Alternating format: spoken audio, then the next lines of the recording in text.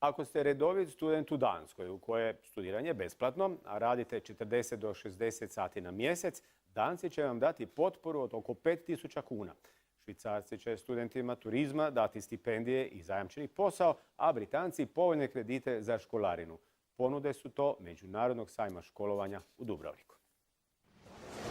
Studij filmske produkcije u Velikoj Britaniji privukao je dubrovačke srednjoškolce.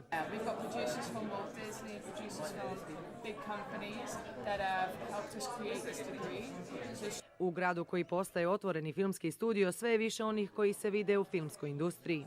Bila sam na statiranju ranije ove godine i to me zapravo i zainteresiralo za film, jer sam vidjela kako se odvija radnja na setu.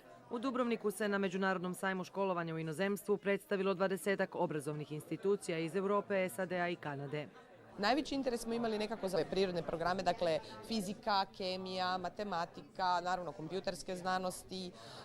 Dosta nam je u zadnje vrijeme, vidimo, interes za psihologijom, naravno medicina. Stjepan Mikulić u Danskoj je na 3. godini smjera arhitekture u kombinaciji s građevinom. Ako u Danskoj redovito studirate i radite, država vam daje i poticaj. Kao prva stvar, fakultet je besplatan, ne plaća se ništa.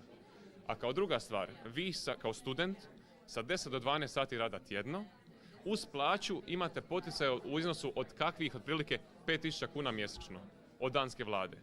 Švicarci daju 40% stipendije na jednom od najprestižnijih studija hotelskog i turističkog menadžmenta. Već imamo studente iz Hrvatske i jako smo zadovoljni s njima. Nudimo 6 mjeseci staža. Imamo 100% učinak u zapošljavanju nakon diplome. Organizatori sajma kažu kako je više od 75% Hrvata mlađih od 35 godina zainteresirano za školovanje i rad u inozemstvu. Informatika i animacija, većinom, to je to. Velika Britanija. Za sad ekonomija i turistički menadžment. Švicarska, znači i London. Koliko je točno hrvatskih studenata koji se obrazuju u inozemstvu, resorno ministarstvo ne zna. Isto tako nemaju ni podatke koliko njih se vraća u Hrvatsku, a koliko ih ostaje vani.